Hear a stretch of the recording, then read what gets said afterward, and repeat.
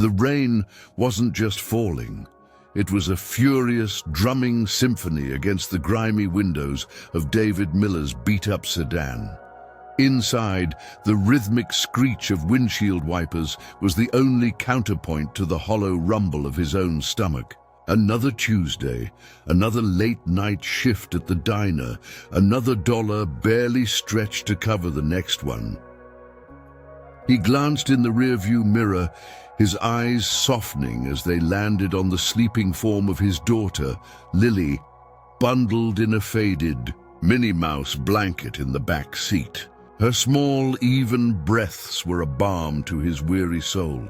The only reason he pushed himself past exhaustion, day in and day out. But tonight, even Lily's peaceful slumber couldn't quiet the gnawing anxiety in his chest. How much longer could he keep this up? He pulled into the dimly lit parking lot of Dollar Depot, a place he usually avoided for anything more than emergency toilet paper. But rent was due, and the food in their tiny apartment pantry was looking sparse. Lily had been asking for apple slices, and he'd promised. He sighed, the weight of the world pressing down on his shoulders. He was a single father, a widower, for 5 long years since a drunk driver stole his wife, Sarah, from them. 5 years of navigating grief, single parenthood, and the relentless grind of making ends meet in a world that didn't seem to care much for second chances. He was tired, bone-tired, in a way that sleep rarely touched. He nudged Lily awake gently. "Hey, Bug, we're here. Just a quick run inside, okay?" She blinked, her bright blue eyes, so much like her mother's, slowly focusing. "Apple slices?" she murmured, her voice thick with sleep. "Apple slices," he confirmed, forcing a smile he didn't quite feel. The Dollar Depot was a fluorescent-lit cavern of consumer desperation, every aisle crammed with impulse buys and discounted necessities. David navigated the narrow passages, his worn sneakers squeaking on the sticky linoleum. He found the small produce section, where a few sad-looking apples sat beside bruised bananas. He picked out 3 of the least offensive ones, a pang of guilt hitting him that he couldn't afford a whole bag. As he turned to grab a carton of milk, a sudden commotion broke out near the entrance. A woman, her back to him, was struggling with a mountain of groceries in a precarious tower of plastic bags. One bag ripped, sending a cascade of oranges rolling across the floor like runaway planets. She gasped, a sound of frustration and despair. David hesitated. He was already running on fumes, and every minute counted. But then he saw the tremor in her hands, the slight slump of her shoulders, and something in his chest ached with recognition. He knew that feeling, the crushing weight of everything going wrong at once. "Need a hand?" he asked, his voice a little gruff, but genuinely kind. She turned, her eyes wide with surprise. They were a startling shade of emerald green, framed by strands of rich auburn hair that had escaped a messy bun. She was dressed simply, in jeans and a practical dark jacket, but there was an undeniable elegance about her, even as her face was smudged with what looked like flour. "Oh no, I've got it," she stammered, bending to retrieve an orange. But as she did, another bag gave way, unleashing a torrent of cereal boxes and cans of soup. A sigh escaped her lips, bordering on a sob. "Looks like you don't," David said gently, already kneeling to help. Lily, usually shy around strangers, surprisingly joined him, picking up a rogue can of diced tomatoes with surprising efficiency. The woman watched them, a flicker of something unreadable in her emerald eyes. Together, they efficiently gathered the scattered groceries, David methodically repacking them into a sturdier, unused bag he'd spotted nearby. "Rough night, huh?" he offered, trying for a light tone. She managed a weak smile. "You could say that. It's been one of those days." Her voice was soft, melodic, with a hint of something he couldn't quite place, maybe a refined accent. "Thank you, truly. I don't know what I would have done." "No problem," David replied, handing her the now full bags. Their fingers brushed, and for a fleeting moment he felt a jolt, a warmth that had been absent for too long. He quickly pulled his hand back, a blush creeping up his neck. He wasn't looking for anything, not now, not ever. His life was Lily. "I'm Eleanor," she said, extending a hand. "Eleanor Vance." He took it, her handshake surprisingly firm. "David Miller, and this is my little helper, Lily." Lily, still holding a can of tomatoes, gave a shy wave. Eleanor's eyes crinkled at the corners as she smiled at Lily, a genuine warmth radiating from her that made David feel lighter somehow. "Well, David Miller and Lily, thank you again," Eleanor said, a deeper gratitude in her voice now. "You really saved me." She glanced down at her watch, a thin, elegant timepiece that looked wildly out of place in the dollar depot. "Oh, goodness, I'm going to be late." She hurried off, her arm laden with groceries, leaving David and Lily standing. Amidst the aisles, a lingering scent of citrus and something faintly sweet like vanilla. "She was nice," Lily observed, a rare compliment from his usually reserved daughter. "She was," David agreed, a strange sense of contentment settling over him. He picked up his apples and milk, the weight of his own worries feeling marginally lighter. Sometimes a small act of kindness, even just helping with spilled oranges, could make a difference. The next few weeks were a blur of work, school, and the constant struggle to keep their heads above water. David managed to pick up a few extra shifts at the diner, serving up endless plates of greasy eggs and lukewarm coffee.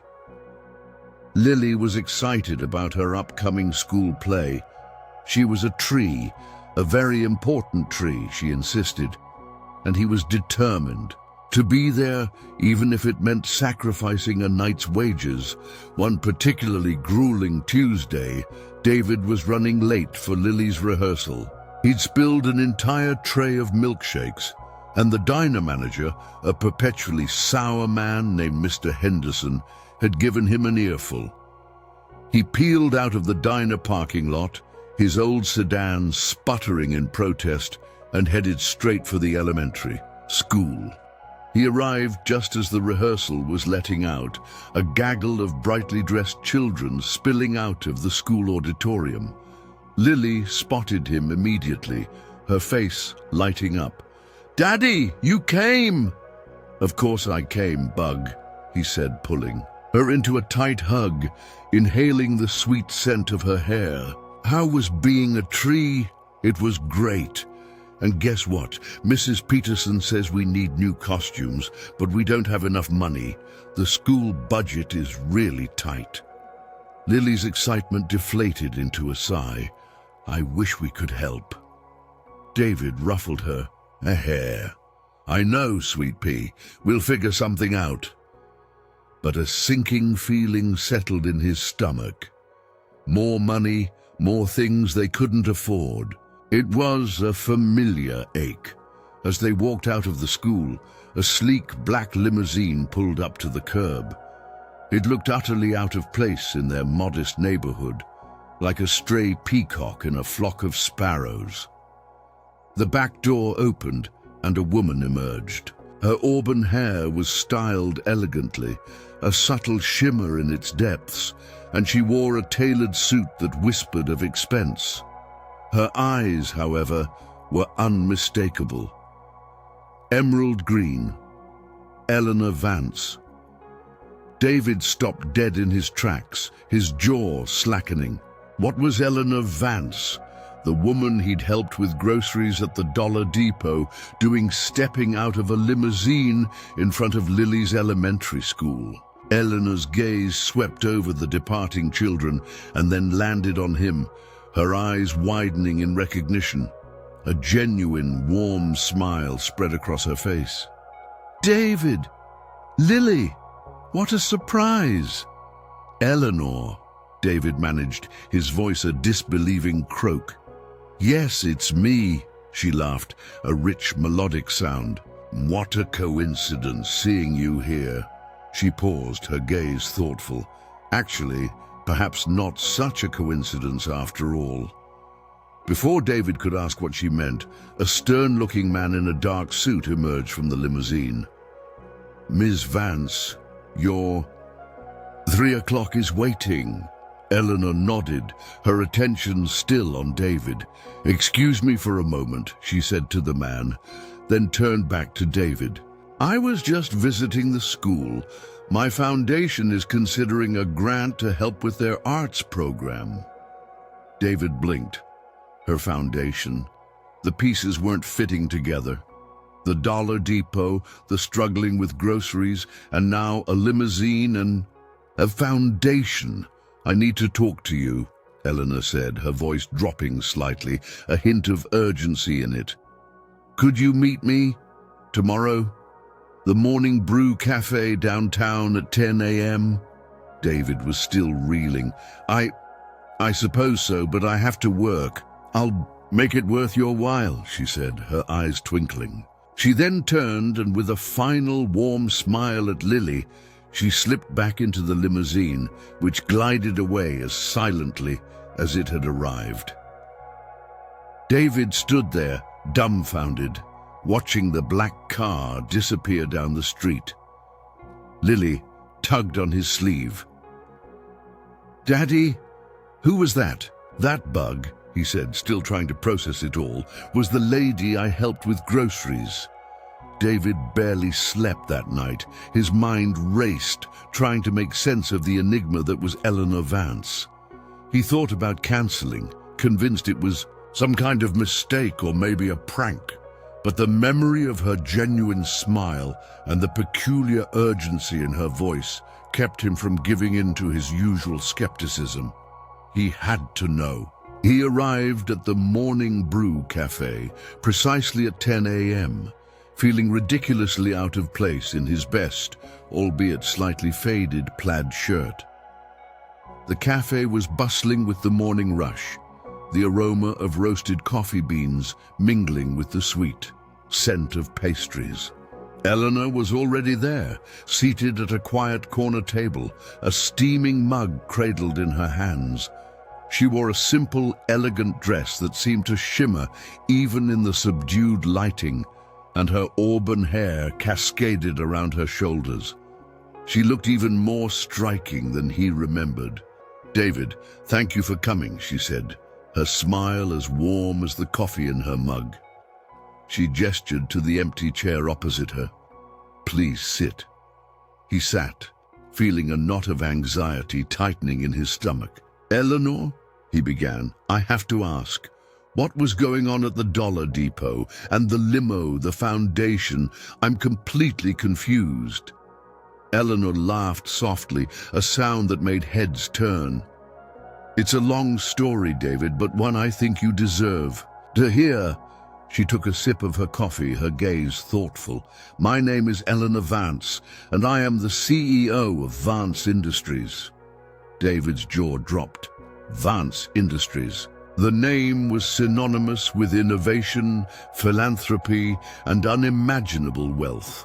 It was a global corporation, a titan of industry. He felt a dizzying sensation, like the floor had suddenly dropped out from under him. He, David Miller, a diner cook, was sitting across from the Eleanor Vance. "I know it's a lot to take in," she said, a hint of amusement in her eyes. "Let me explain. The Dollar Depot. I wasn't just there to buy groceries. I was there as part of a personal mission, a way to reconnect with reality, to see the world from a different perspective. For years, I felt increasingly isolated by my wealth, by the bubble I live in. I wanted to experience what it was like to struggle, even in a small way. To truly understand the daily challenges faced by people like you. She paused, her expression softening. I often go out, incognito, to places like that, to observe, to listen, to truly see. That day, I was intentionally trying to live on a very limited budget, to understand the constraints many families face. The grocery bags, well, I purposely bought more than I could comfortably carry to see how people would react, to see if kindness still existed in the small, everyday moments. David stared at her, speechless. He remembered the desperate frustration on her face, the almost sob. It had been an act, or had the genuine struggle just been amplified by her awareness of her experiment? And you, David, she continued, her voice quiet but firm, you didn't hesitate. You saw someone in trouble and you helped, without a second thought, without expecting anything in return. You and Lily, it was a moment of pure, unadulterated kindness, and it profoundly affected me. She leaned forward, her emerald eyes meeting his. You see, David, wealth can buy many things, but it can't buy genuine human connection, empathy, or selflessness. What you showed me that day was priceless. David felt a lump form in his throat. He'd just been himself, just doing what felt right. He'd never considered it anything extraordinary. After that, I made some inquiries, Eleanor continued, her voice businesslike now, but still warm.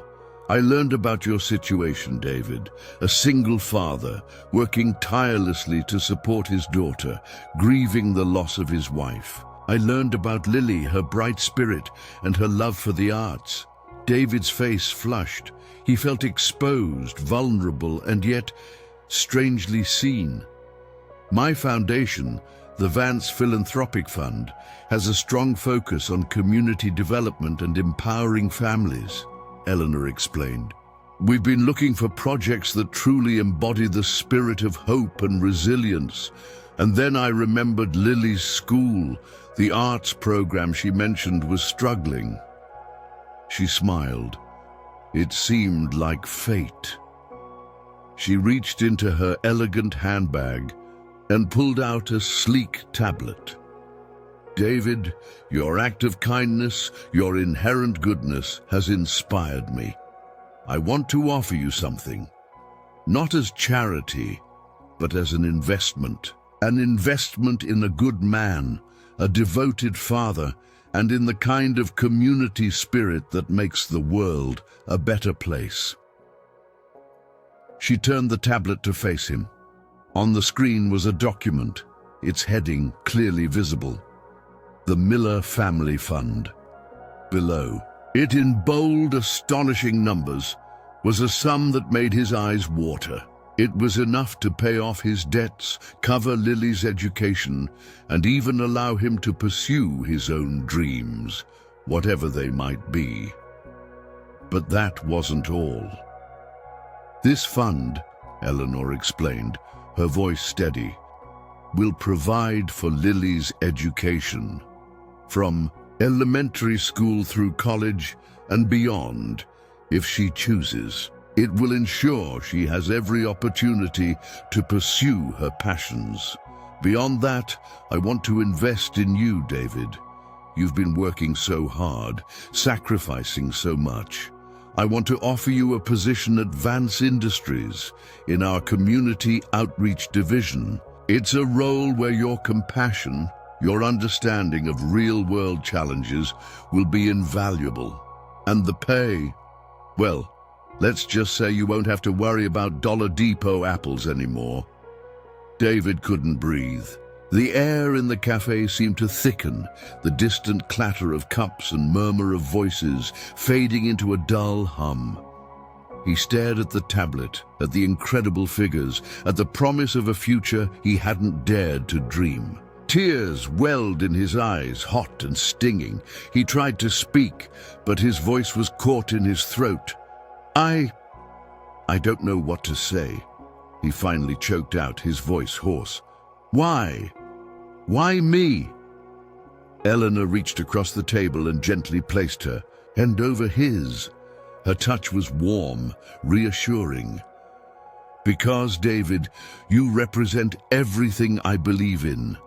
You represent the quiet heroes, the people who keep the world turning with their simple acts of decency. You reminded me that even in the most ordinary moments, extraordinary kindness can be found, and that kindness, like a ripple in a pond, can have a profound and lasting impact."